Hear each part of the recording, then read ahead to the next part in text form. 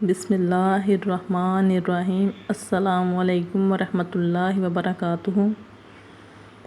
رسول اللہ صلی اللہ علیہ وآلہ وسلم نے فرمایا، میری امت کا سب سے بہترین زمانہ میرا زمانہ ہے، پھر ان لوگوں کا جو اس زمانے کے بعد آئیں گے، پھر ان لوگوں کا جو اس زمانے کے بعد آئیں گے۔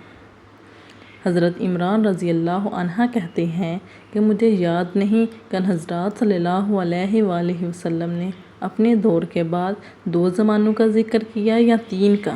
پھر آپ نے فرمایا کہ تمہارے بعد ایک ایسی قوم پیدا ہوگی جو بغیر کہے گواہی دینے کے لیے تیار ہو جایا کرے گی، اور ان میں خیانت اور چوری اتنی عام ہو جائے گی کہ ان پر کسی قسم کا بھروسہ باقی نہیں رہے گا، اور نظریں مانگیں گے لیکن انہیں پورا نہیں کریں گے۔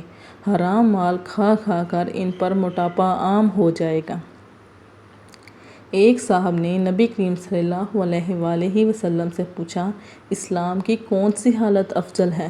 حضرات صلی اللہ علیہ وآلہ وسلم نے فرمایا، یہ کہ مخلوق خدا کو کھانا کھلاؤ اور سلام کرو، اس سے بھی جسے تم پہچانتے ہو اور اسے بھی جسے نہیں پہچانتے۔ اللہ تعالیٰ ہمیں اس پر عمل کرنے اور اسے آگے پہنچانے کی توفیق عطا فرمائے، آمین۔